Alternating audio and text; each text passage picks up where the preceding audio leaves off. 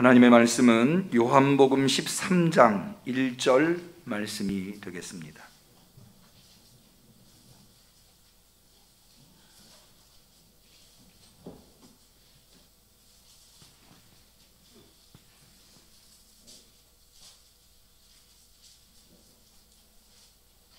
신약성경 170페이지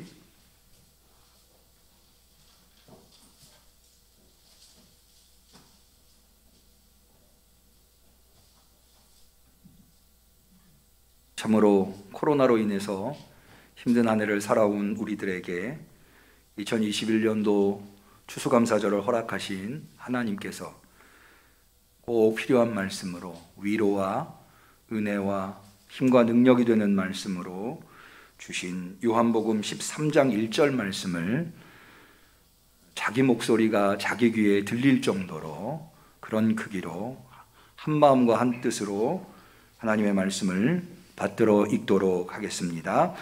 6월절 전에 예수께서 자기가 세상을 떠나 아버지께로 돌아가실 때가 이른 줄 아시고 세상에 있는 자기 사람들을 사랑하시되 끝까지 사랑하시니라. 이는 하나님의 말씀입니다. 아멘.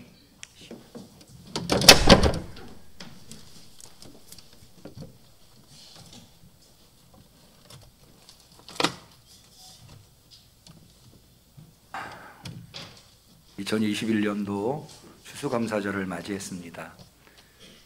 지난 한 해 동안에 하나님이 주신 삶의 현장 속에서 사명 감당하시느라 참으로 수고 많으셨습니다. 하나님께서 오늘 예배를 통하여서 예배에 참여한 대면으로 비대면으로 참여하는 모든 성도님들에게 하늘의 평강을 베풀어 주시기를 주님의 이름으로 간절히 축원합니다. 오늘이 추수감사절이지만 동시에 오늘은 교회력의 마지막 주일인 왕이신 그리스도 주일입니다. 이 개신교도들은 왕이신 그리스도 주일에 대해서 익숙하지 않지만 사실 천주교나 정교회나 이런 곳에서는 이 왕이신 그리스도 주일을 대단히 중요하게 지킵니다. 왜 그런가 하면 교회력은 대강절, 대림절, 강림절이라고 하는 절기에서부터 시작을 하는데 올해는 다음 주가 11월 28일 다음 주가 이 대강절입니다. 대강절은 예수님의 오심을 기다리면서 준비하는 그런 절기입니다. 그래서 사실 벌써 이제 상업화되어 있는 크리스마스는 이마트나 백화점 같은 데는 벌써 크리스마스 추리를 해놨습니다만은 원래 크리스마스 추리는 이 대강절에서부터 하게끔 되어 있습니다. 그래서 한 해의 시작이 이 대강절인데 오시는 주님은 누구로 이 세상에 오셨는가? 이 땅에 정통성 있는 하나님의 통치를 대리하는 통치자로 오셨거든요. 그래서 그 통치자로 이 땅에 오신 예수님을 기다리는 우리로서 예수님의 왕이신 그리스도 주일, 한 해의 마지막 주일, 대강절 한 주 앞둔 이 주일에 지키도록 되어 있는 것입니다. 여러분, 이 왕이신 그리스도라고 하는 것은 어떻게 보면 기독교의 핵심 신앙 고백입니다. 왜냐하면 우리가 예수님을 예수 그리스도라고 고백하지 않습니까? 예수 믿으세요, 예수 믿으세요 하는데 예수 믿는다는 말의 정확한 워딩이 뭐냐? 예수님을 그리스도로 믿는 겁니다. 예수님이라고 하는 역사적인 인물, 2000년 전 유대 땅 베들레헴에서 태어나 갈릴리에서 대부분의 생애를 보내시고 예루살렘에서 30세의 일기를 십자가 위에서 마치신 그분 예수님을 그리스도라고 하는 말은 기름 부음 받은 자라고 하는 뜻인데요. 이것은 구약의 메시아에서부터 온 단어입니다. 메시아는 역시 기름 부음 받은 자라는 뜻인데 구약에서 기름 부어 세우는 직분은 두 종류입니다. 제사장과 왕이 있는데요. 그 중에 메시아라고 표현할 때는 제사장보다는 왕을 의미하는 겁니다. 그래서 메시아라고 하는 말은 통치자, 하나님이 기름 부어 세운 하나님의 통치를 대리하는, 그래야 정통성이 있거든요. 하나님이 임명해야, 오늘날은 국민의 투표로 선출돼야 대통령이 정통성이 있지만 고대에서는 하나님이 임명해야 정통성이 있는데 그 하나님이 임명한 정통성이 있는 통치자를 메시아 그리스도라고 표현한 것입니다. 그분이 바로 예수님이라는 거예요. 이게 바로 우리 기독교 신앙 고백의 핵심입니다. 그러니까는 예수 그리스도 우리가 이렇게 표현할 때 그것은 뭐의 줄임말이냐? 예수를 그리스도로 믿는다라고 하는 것의 줄임말이다. 그래서 왕이신 그리스도라고 하는 고백은 우리 기독교 신앙의 대단히 핵심적인 고백이어서 오늘이 비록 추수감사절이지만 사실은 추수감사절이 교회력에 의해서 맨 마지막 주일이라고 하는 것은 또 다른 의미가 있을 듯합니다. 우리는 농사를 짓는 농부는 아니죠. 그럼에도 불구하고 우리가 추수감사절이라고 하는 절기를 지키는 이유는 지난 한 해 동안에 하나님께서 우리로 일할 수 있게끔 해주신 것, 힘과 능력 주시고 호흡할 수 있는 나날들을 허락해 주신 것, 그것을 감사하는 마음으로 하나님께 추수감사절 예배를 드린다고 한다면 한 해의 끄트머리, 이 마지막 주일에 우리가 왕이신 그리스도 주일인 이날 추수감사절 예배를 드린다고 하는 것은 대단히 소중한 의미를 가지고 있다라고 하겠습니다. 우리를 다스리시는 참된 통치자이신 예수 그리스도께서 우리의 삶과 가정과 생업을 다스려 주셔서 열매 있게 하시고 평안으로 복된 삶으로 이끌어 주시기를, 그런 추수감사절이 될 수 있기를 주님의 이름으로 간절히 축원합니다.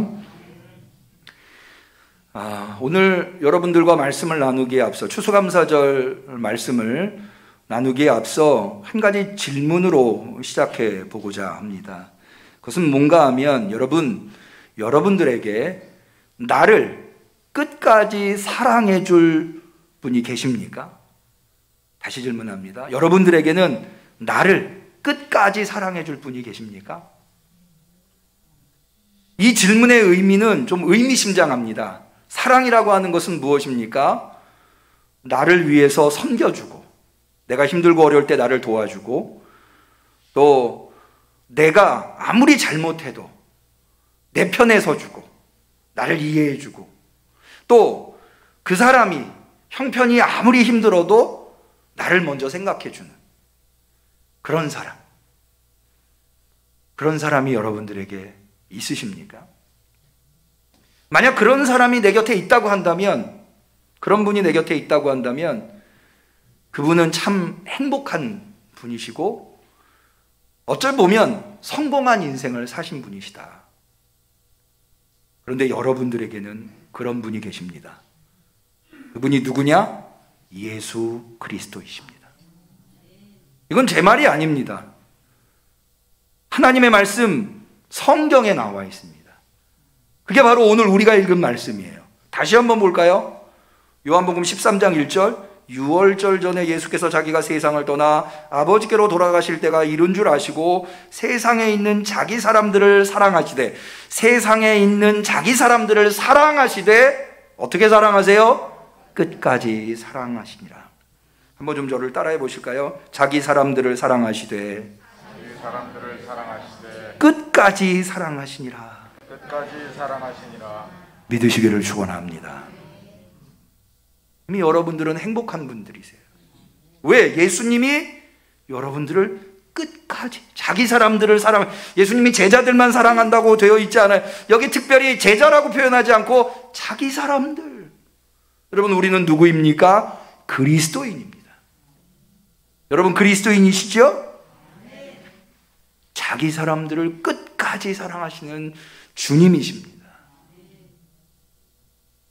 저는 오늘 이 지난 한 해 1년을 쭉 지나오면서 나를 끝까지 사랑하시는 주님이라고 하는 이 고백이 우리한테 얼마나 큰 위로가 되고 힘이 되는지, 이 말씀을 오늘 여러분들과 좀 나눠보려고 합니다. 여러분, 이 말씀은 예수님께서 우리를 끝까지 사랑하신다고 하는 요한복음의 저자의 이야기는 어디에 나오는가 하면 요한복음 13장에서부터 17장을 이른바 고별설교라고 합니다.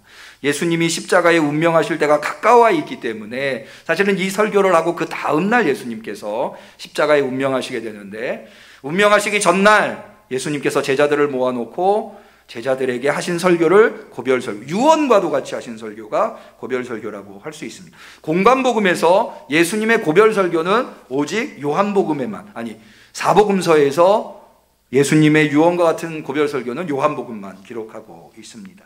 그런데요, 바로 그 지점이 좀 이 끝까지 우리를 사랑하시는 주님에 대해서 아쉬운 마음이 생길 수 있게 합니다. 그건 뭐냐 하면, 우리가 되게 이제 정말로 끝까지 사랑하시는 주님이라면 내가 이 생을 마칠 때까지, 이 땅에서의 삶을 마칠 때까지 나를 사랑해 주시면 그건 끝까지 정말로 우리를 사랑해 주신 것. 그런데 지금 상황은 그런 상황이 아니고, 우리보다 예수님이 먼저 떠나시는, 제자들보다 예수님이 먼저 떠나셔서 예수님은 떠나신데 제자들만 세상에 남는 그런 상황이거든요. 그런데 요한복음의 저자는 이런 예수님을 끝까지 사랑하시는 예수님이라고 묘사하고 있다는 거죠. 좀 아쉬운 감이 있습니다. 그런데 그럼에도 불구하고 우리 요한복음의 저자가 예수님께서 자기 사람들을 끝까지 사랑하셨다고 하는 표현에 담겨있는 의미가 무엇일까? 도대체 예수님께서 어떻게 사랑하셨길래 이렇게 제자들보다 먼저 떠나시는 예수님인데도 예수님을 끝까지 사랑하셨다고 표현하고 있는 걸까? 그거를 좀 나누어 보려고 하는 것입니다. 먼저 예수님께서 끝까지 사랑하셨다고 하는 이 요한복음 13장 1절에 있는 요한복음의 저자의 표현은 우리가 예상한 바대로 예수님의 생애의 끝까지, 예수님은 제자들을 만나시고 제자들과 헤어지시는 그 순간, 세상을 떠나시는 그 순간까지도 제자들을 사랑하셨다. 심지어 예수님의 죽음이라고 하는 것도 사실은 제자들을 사랑하셔서, 예수님의 자기 사람들을 사랑하셔서, 물론 예수님께서 제자들이 이 땅에 살아가는 동안 제자들이 임종할 때까지 예수님이 곁에 있어서 제자들을 사랑해 주신다면 훨씬 더 좋다고 느낄 수 있겠지만 사실 그럴 수 없으시잖아요. 예수님은 지금 예수님이 가야 하시는 길이 있잖아요. 사실은 그 길도 예수님이 원하신다기보다는 하나님의 뜻을 이루기 위해서 지금 그 길을 가시는 것 아닙니까? 예수님은 죽음에 이르는 순간까지, 아니 예수님의 죽음조차도 제자들을 위해서 임종에 이르시는, 죽음에 이르시는 모습을 볼 때 우리 입장에서는 아쉽지만 그래도 그렇게까지, 여러분 자기가 죽어가는 순간에도 나를 사랑해주는, 그럼 왜 나를 그렇게 사랑한다면 그렇게 먼저 떠나느냐? 원망보다는 우리는 뭐 해야 될까요? 참 고맙습니다, 감사합니다, 이렇게 이야기하는 것이 맞는 것이 아닐까요? 아쉽지만. 그러나 예수님은 자신의 삶의 마지막 순간까지 우리를 사랑하셨다는 거죠. 믿으시기를 바랍니다. 그러니 얼마나 고마운 예수님. 예수님께서 우리를 그렇게 사랑하신 거예요. 여러분 오늘 이 시간에 예수님한테 추수감사절에 우리를 끝까지 사랑하신 예수님, 자신의 삶의 마지막 순간까지 우리를 사랑하신 예수님한테 그 고마운 마음을 표현할 수 있었으면 좋겠어요. 한번 저를 따라해 보실까요? 예수님, 고맙습니다. 그런데요, 사실 예수님이 자기 사람들을 끝까지 사랑한다고 한 요한복음의 저자의 표현은 여기에서 끝나는 게 아니에요. 여러분, 예수님께서 지금 제자들을 모아놓고 고별 설교하기 전에 뭘 하시려고 하는가? 여러분이 잘 아시는 대로 세족식을 하시려고 해요. 공관복음에는 예수님께서 마지막 날 성만찬을 하셨지만 요한복음에는 마지막 날 세족식을 하십니다. 여러분이 누군가의 발을 닦아준다고 하는 것, 사실 예수님 당시에는 이건 노예가 하는 일인데요, 노예 중에도 제일 급시 낮은, 주로 어린 노예들이 이 일을 담당했어요. 신발끈을, 주인의 신발끈을 묶어준다 할지, 주인이 출타하고 돌아오면 주인의 발을 씻겨준다 할지, 혹은 손님이 찾아오면 손님의 발을 씻겨주는 것, 주로 발과 관련해서는 이것은 어린 종들이 하는. 그런데 지금 예수님이 이 일을 하신다는 거죠. 예수님은 누구십니까? 제자들이 스승이라고 하고, 여러분 예수님도 동양 분이시고 이 무대도, 이 분위기도, 문화도 동양이기 때문에 동양 사람들은 스승을 굉장히 중요하게 여기지 않습니까? 그래서요, 오늘날이랑 좀 분위기가 다른 건 고대에서는 배우는 사람들이 서 있고요, 가르치는 사람이 앉아 있어요. 오늘날은 가르치는 사람이 서 있고 배우는 사람들이 주로 앉아 있잖아요. 아니에요. 고대에서는 가르치는 사람이 앉아있고 그 주변에 배우려는 사람들이 모여들어서 서 있는 모습이에요. 그만큼, 그래서 우리나라도 왜 두사부일체라고 해서, 맞죠? 아니, 군사부, 죄송합니다. 두사부일체는 영화 제목이고, 군사부일체라고 해서 임금하고 스승하고 아버지는 하나다 라고 해서 스승님은 제자는 스승의 그림자도 안 밟는다. 이게 바로 동양의 사상 아닙니까? 그런 예수님이 지금 노예들이나 하는 일, 노예들 중에도 어린 노예들이나 하는 일을 제자들 앞에서 하시겠다는 거예요. 자세히 읽어보면은요, 예수님께서 제자들의 발을 씻기기 위해서 겉옷을 벗으세요. 사실은 이 겉옷을, 옷을 벗는다고 하는 것이 가지고 있는 의미가 뭐냐면 예수님이 스스로 자신의 위치를 벗으셨다는 거예요. 스승의 자리, 주님의 자리가 아니라 그것을 스스로 벗으시고 수건을 옆에 차세요. 옆구리에 차시고 그 발 앞에 엎드리시는 거예요. 제자들의 발 앞에. 그리고는 제자들의 발을 하나씩 씻기는 거죠. 요한복음의 저자가 예수님께서 자기 사람들을 끝까지 사랑하신다라고 표현할 때 그 끝까지는 어떤 의미이냐? 자신이 낮아질 때까지 그러기까지 저 말째, 저 끄트머리 위치에 있는 한이 있더라도 그런 위치에서도 자기 사람들을 사랑하시는, 예수님이 우리를 그렇게 사랑하셨어요. 믿으시기를 바랍니다. 그게 뭡니까? 바로 예수 그리스도의 십자가예요. 여러분, 예수님이 그렇게 참혹한 자리에 오르시기까지 우리를 사랑하신 거예요. 나를 위해서. 여러분, 자기가 그렇게 자기의 모든 자존심을 버리고 자기의 위치, 자기의 권한, 자기의 권력들을 다 내던지고 아무것도 아닌 사람들 앞에서 자기보다 아래여도 비교할 수 없는 아래에 있는 사람들 앞에 엎드려서 겉옷을 벗어붙이고 옆구리에 수건을 차고 발을 씻긴다고 하는 것, 여러분 그런 분 보셨어요? 저는 살면서 못 봤어요. 그렇게까지 사랑하는 사람 못 봤어요. 근데 예수님이 우리를 그렇게 사랑하세요. 얼마나 고마운 예수님이에요.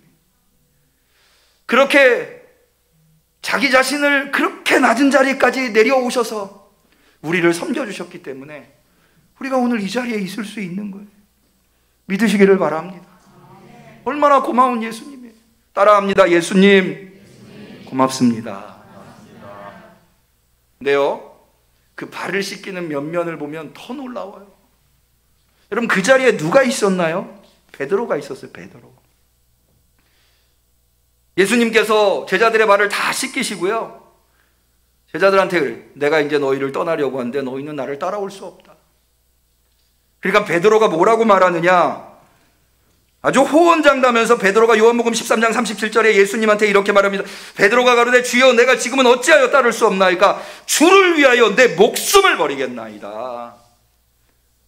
주님, 무슨 소리십니까? 내 주님을 위해서 목숨 바치겠습니다.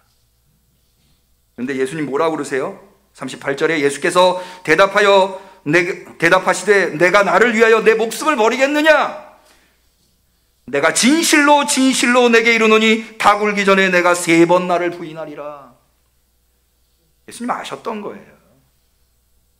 베드로가 호언장담해 예수님, 나 예수님의 목숨 버릴 각오가 돼 있어. 그렇게 말할 수 있죠. 저라도 그렇게 말할 것 같아요. 왜 지금 방금 전에 어떻게 하셨어요? 스승님이신, 도저히 내 발을 씻기실 수 없는 그런 분이 내 앞에 바짝 엎드려서 수건을 옆에 차고 내 발을 닦아주신 그분이니까 나를 이렇게 사랑해 주셨는데 내가 주님을 위해서 목숨을 바치겠다고 얘기하는 게 어색합니까? 누구라도 그럴 것 같아요. 예수님은 아신 거예요. 그게 하루를 못 간다는 거. 하루도 지나지 않아서 오늘 밤에 베드로는 예수님을 3번이나 부인할 거예요. 아시는데도요, 발을 씻기신 거예요. 아시는데. 여러분, 저는 이 모습에서 저를 발견해요. 저는 예수님한테 지난 1년간 얼마나 많은 고백을, 주님 사랑합니다, 주님 찬양합니다, 주님은 나의 왕이십니다, 주님 한 분밖에 없습니다, 주님의 기쁨 되기 원합니다, 얼마나 많이 주님께 고백을 했나요? 내가 주님을 위해서 내 목숨도 아낌없이 버리겠습니다, 못지않은 고백을 나는 수도 없이 주 앞에서 하고 지난 1년을 살아왔어요. 그런데요, 실제 내 삶은 어땠나요? 사실 말하기조차 부끄러울 정도로 내가 주님께 등 돌리고 주님을 외면하고, 누가복음에 보면은요, 베드로가 예수님을 3번 부인할, 3번째 부인할 때 예수님과 베드로의 눈이 마주쳤다고 그랬어요. 그때 베드로의 마음이 어땠을까요? 아마 그 마주친 눈빛 속에서 베드로가 온몸이 쩌릿쩌릿했을 것 같아요. 지난 1년 우리는 얼마나 주님을 실망시키고 얼마나 주님한테서 멀어졌고, 주님이 주신 은혜였는데, 주님이 주신 나날이었는데, 주님이 주신 힘과 능력으로, 그런데 그걸 다 하시는 거예요, 예수님. 그리고 내 발을 씻기시는 거예요. 여기서 그치는 게 아니에요. 여러분, 더 심한, 그 자리에 그 예수님이 제자들의 발을 씻길 때 누구도 거기 있었냐면 가룟 유다도 거기 있었어요. 가룟 유다. 그럼 가룟 유다가 누구예요? 예수님을 배반하고 예수님을 겨우 돈 몇 푼에 대제사장에게 팔아넘긴 인물이 바로 가룟 유다 아닙니까? 예수님이 그 발 아래에 무릎 꿇고 그 발을 씻기시는 거예요. 그때 심정이 어떠셨을까요? 이 도대체 이런 사랑을 누가 해요? 여러분, 예수님께서 가룟 유다를 얼마나 신뢰했는지 아시죠? 가룟 유다에게 돈꾀를 맡겼어요. 그러면 재정을 맡긴다는 게 믿지 않고 누가 우리 돈을 맡깁니까? 그랬던 가룟 유다가 예수님이 씻겨준 그 발을 가지고, 예수님이 사랑해주고 예수님이 복을 주고 예수님이 힘과 능력을 주고 가르쳐준 그 가룟 유다가 예수님이 발을 씻겨준 지 하루도 안 돼서 그 발을 가지고 가서 예수님을 배신하는 거예요.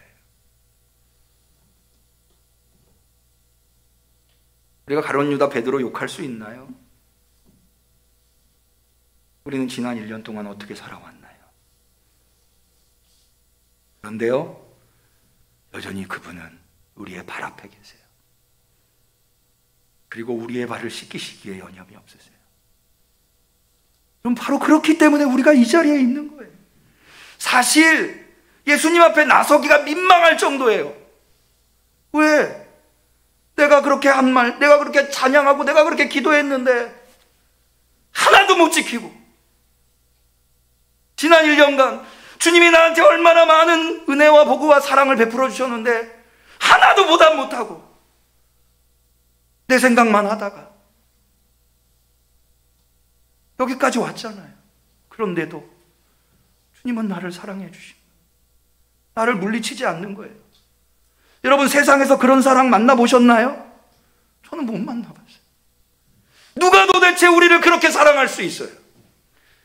그러기에 요한복음의 저자는 예수님이 자기 사람들을 사랑하시는 것을 끝까지 사랑하셨다 표현하고 있는 거예요. 사실은 이 끝까지라고 하는 말로도 부족한 주님이 우리의 사랑을 하나 고마운 예수님이시다. 따라합니다. 예수님 고맙습니다. 예수님 고맙습니다. 근데요, 예수님의 사랑은 예수님이 임종할 때까지만의 사랑이 아니에요. 예수님은 예수님이 임종한 이후에도, 예수님이 제자들을 떠나가신 이후에도 남겨진 제자들을 사랑할 수 있도록 방법을 세우셨어요. 여러분, 사실 고별 설교를 왜 하시느냐?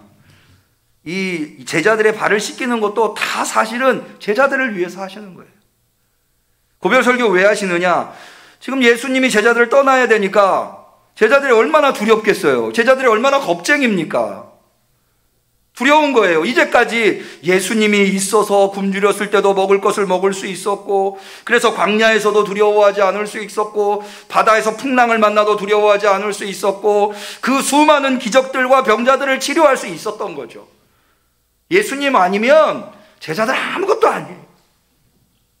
그런 예수님이 떠난다는 거예요. 지금 제자들만 혼자 남겨둔다는 거죠. 얼마나 두렵겠어요. 예수님 그거 너무 잘 아시는 거예요. 그래서 요한복음 14장 1절에 예수님이 이렇게 설교하십니다.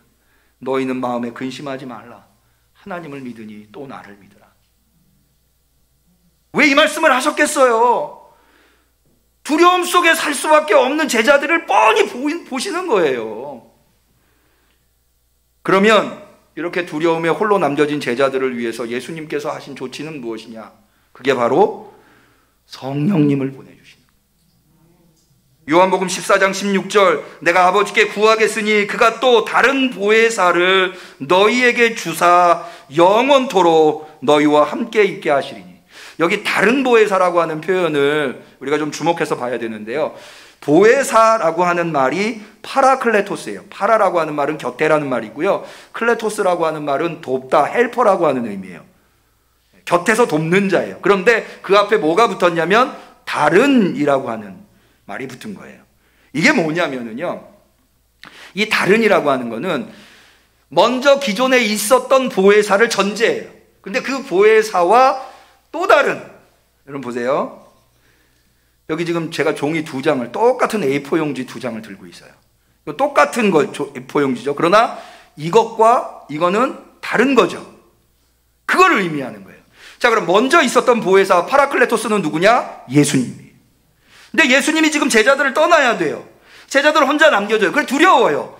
그러니까 예수님과 똑같은 도움을 곁에서 줄 수 있는 성령님, 예수님은 아니지만 예수님과 똑같이 제자들을 돕고 제자들 옆에 있어줄 수 있는, 사랑해줄 수 있는 그분, 파라클레토스를 보내주는데 성령, 그래서 다른 보혜사예요. 다른 보혜사를 보내주겠다는 거예요. 예수님 누구 생각하고 있어요? 제자들 생각. 제자들만 홀로 남기고 떠나면 제자들이 날마다 울면서 두려우면서 살까봐. 그러면 안 되잖아요. 그래서 예수님이 하늘로 올라가시면서 아버지한테, 성부한테, 하나님, 아버지, 저들을 저렇게 두면 안 됩니다. 다른 보혜사를 보내주셔야 됩니다. 성령님을 보내주신. 여러분, 이 성령님이 얼마나 우리를 곁에서 도우시는가. 자, 보세요. 제자들이 얼마나 겁쟁이였어요. 예수님 떠나고 난 다음에 두려워가지고 한 곳에 모여가지고 벌벌 떨고 있었어요. 그럴 정도로 겁쟁이였어요. 그런데 성령이 그들에게 임했을 때, 사도행전에는 제자들이 얼마나 아주 강력한 권력을 가지고 있는 산헤드린 공회원 앞에서도 대제사장 앞에서도 당당하게 복음을 전하는지 잘 기록되어 있어요. 그들이 그렇게 될 수 있었던 게 뭐예요? 성령이 너희에게 임하시면 너희가 권능을 받고, 이 권능이라는 말이 헬라어 두나미스인데요, 두나미스는 능력이에요. 여러분, 사실 우리가 문제 앞에서 두려울 수밖에 없는 것은 그 문제를 해결할 능력이 없기 때문인 거죠. 해결할 능력이 넉넉히 있다면 두려워할 필요가 없죠. 어떤 문제든 내가 다 해결할 수 있다면 뭘 두려워하겠습니까? 그러니까는 정말로 우리가 염려할 것은 문제가 생기는 것이 아니라, 문제는 늘 생겨요. 인생에서 문제 없는 인생이 어디 있습니까? 날마다 문제가 생기죠. 그런데 우리한테 그거를 해결할 능력이 있느냐? 근데 우리 그리스도인들한테 그 능력은 누굽니까? 성령님이세요. 깨달으시기를 축원합니다. 그러니까 문제가 발생한 것을 걱정할 것이 아니라 우리가 얼마나 성령 충만하냐. 성령이 너희에게 임하시면 너희가 두나미스를 받고 예루살렘과 땅끝까지 이르러 내 증인이 되리라. 능력 없으면 작은 일에도 두려울 수밖에 없는 거죠. 성령 충만한 성도님들이 되시기를 축원합니다. 그게 바로 예수님의 사랑이에요. 성령님이 바로 예수님이 우리들을 사랑하시는 증거입니다. 사랑하셨기, 예수님이 떠나고 난 다음에도 우리를 돕기 위해서 성령님을 보내주신다는 거죠. 그게 바로 예수님의 끝까지 사랑. 성령님을 보내주신 예수님이 얼마나 고맙습니까? 참으로 고마운 예수님. 따라합니다. 예수님 고맙습니다.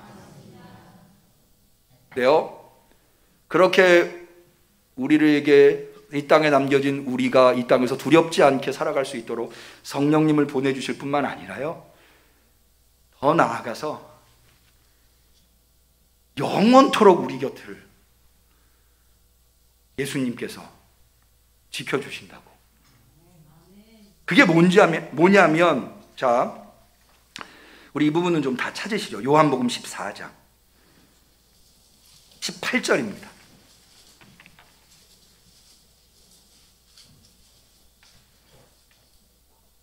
요한복음 14장 다 찾으셨으면 좋겠어요. 자, 우리 한번 찾으셨으면 같이 봉독해 보도록 하겠습니다. 읽겠습니다. 내가 너희를 고아와 같이 버려두지 아니하고 너희에게로 오리라. 할렐루야. 우리를 버려두지 않고, 사실은 버려두신 것도 아니에요. 성령님을 보내주셨기 때문에. 그런데 그렇다 하더라도 예수님이 다시 오시겠다. 사실 예수님이 제자들을 떠나시는 것도 제자들을 위해서 떠나시는 거예요. 내가 너희를 위하여 처소를 예비하러 가노니. 제자들의 처소, 천국을 마련하시기 위해서 주님이 지금 제자들을 떠나신다는 거예요. 그리고 그렇게 마련이 되면 지체하지 않고 주님이 오신다는 거예요. 그래서 우리를 고아처럼 내버려 두시지 않겠다는 거죠. 할렐루야.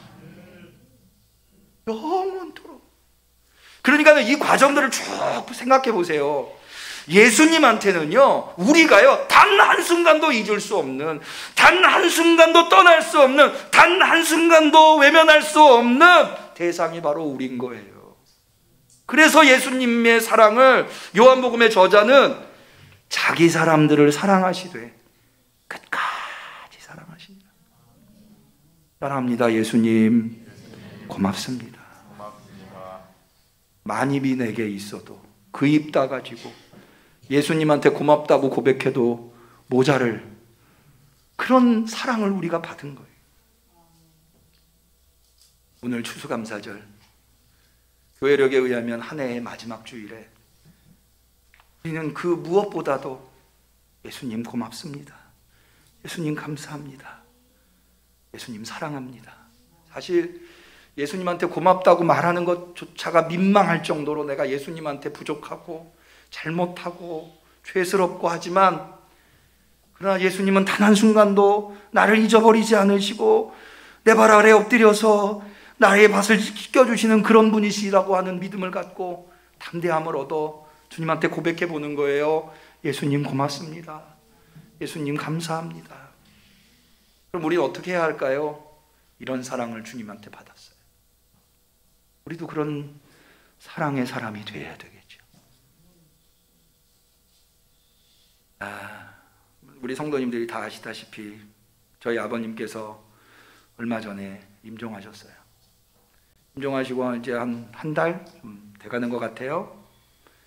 근데 최근에 어머님께서 여러 차례 저한테 밥맛도 없고 잠도 잘 안 오고 그런다 그러시는 거예요. 아버지하고 어머니가 굉장히 특별한 관계예요. 아버님이 목회자셨기 때문에 어머님이 평생 사모님으로.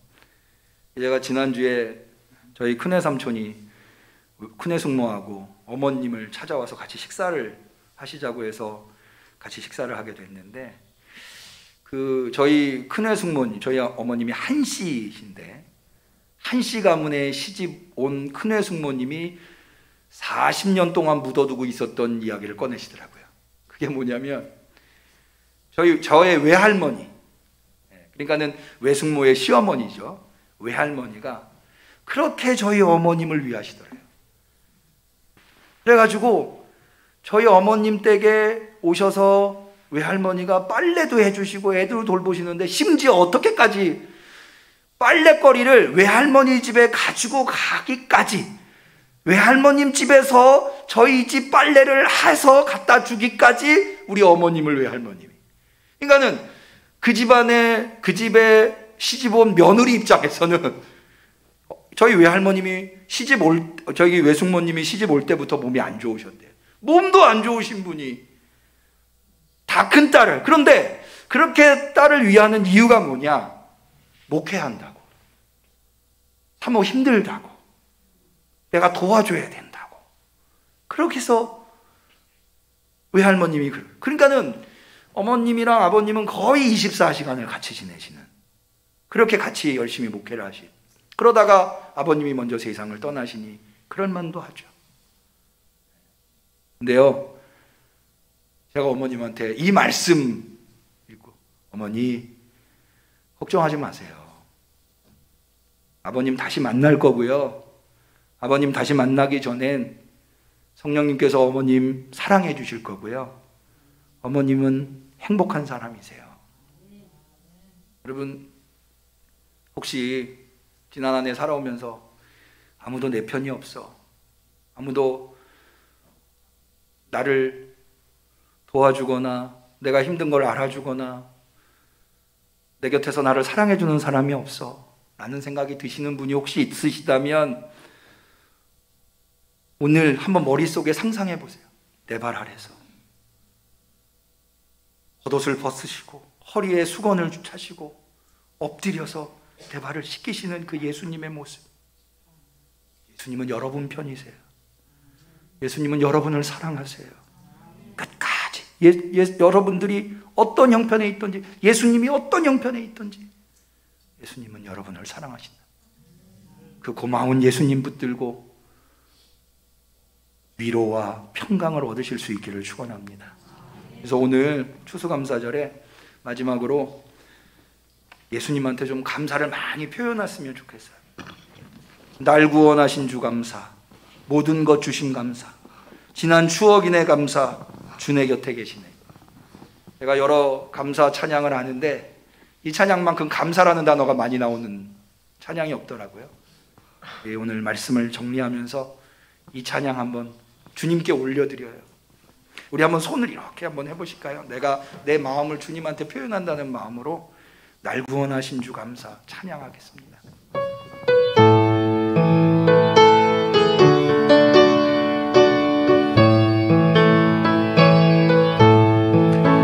날 구원하신 주 감사, 모든 것 주신 감사, 지난 추억이 내 감사, 주 내 곁에 계시네. 향기로운 봄철의 감사, 외로운 가을날 감사, 사라진 눈물도 감사, 나의 영혼 평안에 응답하신 기도 감사, 거절하신 것 감사, 헤쳐나온 풍랑 감사, 모든 것 채우시네. 아픔과 기쁨도 감사, 절망 중 위로 감사, 증량 못할 은혜 감사, 크신 사랑 감사해. 길가에 장미꽃 감사, 장미가 희망 감사, 따스한 가정 희망 주신 것 감사, 기쁨과 슬픔도 감사, 하늘 평안을 감사, 내일의 희망을 감사, 영원토록 감사해. 기도 올리겠습니다. 하나님 아버지, 지난 1년 돌이켜볼 때 주님께 받은 사랑은 너무나 한량없건만 주님께 해드린 건 너무 적어. 주님 앞에 감사하다는 표현조차도 부끄럽습니다. 그러나 우리를 끝까지 사랑하는 주님이시기에 주님 앞에 감사한다는 고백을 감히 해봅니다. 주님 감사합니다. 주님 감사합니다. 주님 감사합니다. 성령님, 우리 곁에서 우리를 도우시는 줄로 믿습니다. 내년에는 주님한테 받은 그 끝없는 사랑, 그 사랑에 조금이라도 보답하는 삶을 살겠습니다. 도와주옵소서. 많은 사랑을 베풀겠습니다. 사랑이 바닥나지 않도록 우리 곁에서 항상 우리를 도와주옵소서. 감사하신 예수님의 이름으로 기도 올리옵나이다. 아멘. 아멘.